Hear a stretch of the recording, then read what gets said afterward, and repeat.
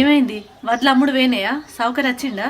ఏం వచ్చుడేమో, కింటాలకు 1800 ఉంటే 1300 పెడతా అంటుండే. అయ్యో గింత దొక్కమా! ఛీ, మన రైతు పొట్టగొట్టినోడు ఎవ్వడు బాగుపాడు. వాళ్ళకి కావాల్సింది మన కడుపులు కొట్టి వాళ్ళ జోలను నింపుకోవడమే. బాగుపడదయ్యా, మన రైతులను దోచుకున్నోడు ఎవ్వడు బాగుపడు, సర్వనాశనం అయిపోతారు. పిచ్చిదానా, నాశనం అవ్వడు కాదే. ఒక్కొక్కడు కోట్లు సంపాదించుకొని పందికొక్కలే తవ్వుకున్నారే. సరే, నువ్వు చేయలు కట్టుకొచ్చుకోపో, నేను అన్నం కూర వండుతా. సరే.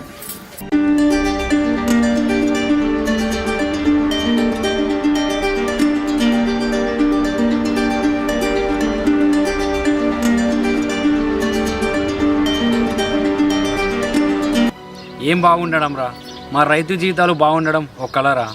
ఏమైందిరా గట్ల అంటావు? ఈ లాక్డౌన్లో వ్యవసాయం ఒక్కటే కదరా మంచిగా సాగి